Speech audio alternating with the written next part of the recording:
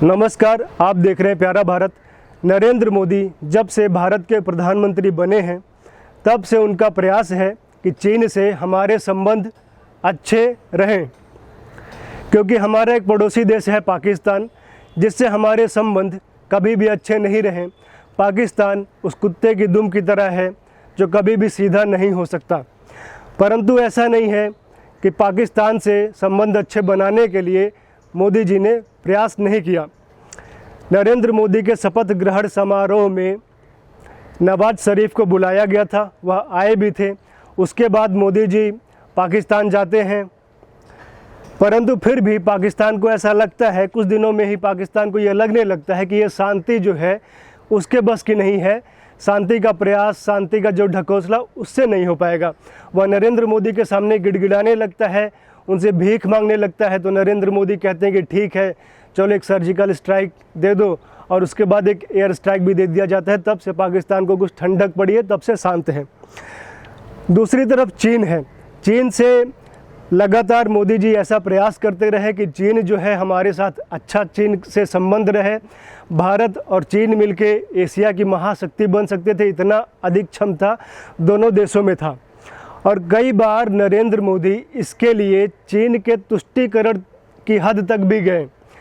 जैसा कि आपको पता होगा, 2014 में जब नरेंद्र मोदी प्रधानमंत्री बने तो सितंबर में, उसी साल सितंबर में चीन के राष्ट्रपति शी जिनपिंग भारत आए थे और साबरमती आश्रम और साबरमती नदी के तट पर उनको नरेंद्र मोदी घुमा रहे थे।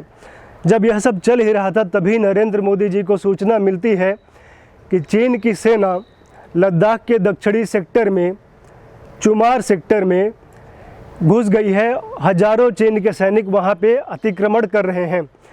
फिर भी प्रधानमंत्री अतिथि देवो भव की भावना से उनका स्वागत सत्कार करते हैं। स्वागत सत्कार में कहीं कमी नहीं रहती है, और ये जो मीटिंग होती है उसको सफल मीटिंग करार दिया जाता है। उसके बाद हफ्ते 2 हफ्ते बातचीत से मामला सुलझता है। फिर भारत जो है, जो अपनी सीमा में जो रक्षात्मक संगठन संरचना भारत ने बनाई हुई थी उसको भी भारत हटाता है। तब जाके दोनों सेनाएं पीछे हटती हैं, और ये एक तरह से तुष्टीकरण ही था। उसके बाद अगले वर्ष नरेंद्र मोदी चीन जाते हैं और वहाँ पर घोषणा करते हैं कि भारत चीन के नागरिकों को वीज़ा ऑन अराइवल देगा। ये जो वीज़ा ऑन अराइवल है कि भारत पे आने पर आपको इलेक्ट्रॉनिक वीज़ा मिल जाएगा, वीज़ा के लिए पहले से कागजी कार्रवाई नहीं करनी पड़ेगी। यह केवल मित्र देशों के लिए था जिनसे हमारे संबंध अच्छे हैं। परंतु नरेंद्र मोदी ने एक कदम आगे बढ़ के चीन को भी उसी श्रेणी में रखा, अपने मित्र देशों में रखा कि उसके नागरिकों को वीज़ा ऑन अराइवल दिया। यह एक बहुत बड़ा संदेश था चीन के लिए, परंतु चीन जो है, चीन मानने वाला नहीं था। 2017 में चीन की सेना जो है डोकलाम में घुस आती है। डोकलाम भूटान के क्षेत्र के अंदर आता है। भूटान हमारा पड़ोसी देश है, और भूटान से भारत का समझौता है कि भूटान को बाहरी आक्रमणों से सुरक्षा देना, भूटान की रक्षा करना भारत का दायित्व है। यह हमारा उससे, भूटान से संधि है। इसीलिए भारत की सेनाएं भूटान की रक्षा करने के लिए चीनी सेनाओं के सामने खड़ी हो जाती है। और ये जो स्टैंड ऑफ है ये 70 दिनों तक चलता है। उसके बाद दोनों सेनाएं पीछे हटती हैं, चीन भी पीछे हटता है, और इसको एक बहुत बड़ी सफलता करार दिया जाता है। परंतु उसके बाद में चीन उस समय तो पीछे हट जाता है, परंतु बाद में चीन धीरे धीरे वहाँ पर अपनी सेना की उपस्थिति बढ़ाता है, और अब धीरे धीरे वहाँ पे वो सड़कें भी बना रहा है, अपनी संरचना को शक्तिशाली कर रहा है, मजबूत कर रहा है। तो एक तरह से भूटान के प्रति हमारा जो दायित्व है, हम उसमें कहीं ना कहीं पीछे हटे हैं। उसके बाद आता है 2020। चीन को लगता है कि पूरे विश्व में कोरोना फैला है। भारत में प्रतिदिन 10,000 से 15,000 केस उस समय आने लग गए थे। अमेरिका में ऐसा भी हुआ कि एक दिन में 40-40 हज़ार केस आ रहे हैं। यूरोप में इटली है, ब्रिटेन है, स्पेन, जर्मनी, सभी जगह तबाही मचा रखी है कोरोना ने। सब अपने अपने स्तर पर कोरोना से जूझ रहे हैं, सब अपना घर संभालने में जुटे हुए हैं। चीन को लगा कि यह अच्छा समय है भारत पर, भारत के भूभाग को कब्जा करते हैं, क्योंकि चीन जो है डायरेक्ट कब्जा नहीं करता है, उधर कोई रहता नहीं है, उतना सड़क हम लोगों ने बनाया नहीं हुआ था। धीरे धीरे सड़क बनाता है, फिर घर बनाता है, 2 किलोमीटर अंदर घुसता है, फिर हटाते हैं तो 1 किलोमीटर पीछे जाता है और 1 किलोमीटर तो कब्जा कर ही लेता है। तो इस तरह से धीरे धीरे चीन कब्जा करता है। चीन की यही विस्तारवादी नीति है। फिर भारत ने जब विरोध दर्ज कराया तो चीन ने नेपाल को और पाकिस्तान को भड़का दिया कि पाकिस्तान और जो नेपाल है भारत के पड़ोसी देश हैं, और भारत एक तो कोरोना से अपने घर में जूझ रहा है, उसके बाद नेपाल और पाकिस्तान भी भारत को संकट में डालेंगे, भारत को परेशान करेंगे, तो भारत परेशान हो जाएगा और भारत चीन पे उतना अंकुश नहीं लगा पाएगा और भारत पीछे हटने को विवश होगा, भारत कमज़ोर स्थिति में पहुंच जाएगा। लेकिन भारत ने पाकिस्तान और नेपाल को बहुत ही कड़ा सबक सिखाया है। पाकिस्तान में भी परसों ही जो धमाके हुए हैं, कराची स्टॉक एक्सचेंज में धमाके हुए हैं, वो जो धमाके हुए हैं पाकिस्तान में, वो पाकिस्तान पर नहीं हुए हैं। यदि ऐसा लग रहा है कि वो पाकिस्तान पे है तो यह बात गलत है, क्योंकि जो कराची स्टॉक एक्सचेंज है उस पे 45% से अधिक साझेदारी चीन की है और चीन की कंपनी ही वहाँ का मैनेजमेंट संभालती है कराची स्टॉक एक्सचेंज का। तो एक तरह से यह चीन के हितों पर हमला था। चीन जो नेपाल के माध्यम से, पाकिस्तान के माध्यम से, कश्मीर के माध्यम से भारतीय हितों पर आक्रमण कर रहा है, तो भारत ने चीन को जवाब दिया है पाकिस्तान में। और हमला करने वाले कौन थे? बलोच लड़ाके थे। बलोच लड़ाके जिनको भारत का समर्थन प्राप्त है, भारत समर्थन बलोच लड़ाकों को करता रहता है। तो चीन को यहाँ से एक कड़ा संदेश गया। उसके बाद पाकिस्तान में एक और घटना हुई। जब यह सब चल रहा था तो पाकिस्तान के जो खुफिया एजेंसी है ISI, भारत जो पाकिस्तान में भारतीय दूतावास है, उनके 2 कर्मचारियों को इन्होंने झूठे केस में फंसाने का प्रयास किया कि इन्होंने ड्रिंक एंड ड्राइव किया, लोगों को गाड़ी से कुचला, जिससे भारत ने कड़ा विरोध दर्ज कराते हुए यह निर्णय लिया कि जो भारत में पाकिस्तानी दूतावास है वहाँ से उनके कर्मचारियों की संख्या 50% कम की जाएगी और भारत की भी जो दूतावास है पाकिस्तान में वहाँ भी 50% संख्या कम की जाएगी। तो ये संख्या कम करे और ये कड़ा विरोध भारत ने दर्ज कराया। उसके बाद बात करते हैं नेपाल की। नेपाल जिससे भारत का सदियों पुराना संबंध है, नेपाल से हमारा रोटी बेटी का संबंध है।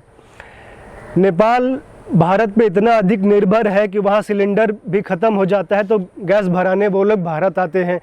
नेपाल का कोई भी ऐसा प्रधानमंत्री, राष्ट्रपति या बड़ा नेता या बड़ा पर्सनैलिटी ऐसा नहीं है जो भारत के दिल्ली में JNU या DU से आके पढ़ाई ना करता हो। नेपाल की अभी जो प्रधानमंत्री हैं KP शर्मा ओली, 2007 में उनको किडनी की खराबी हो गई, किडनी ट्रांसप्लांट कराना था तो उपचार कराने वो दिल्ली आए थे।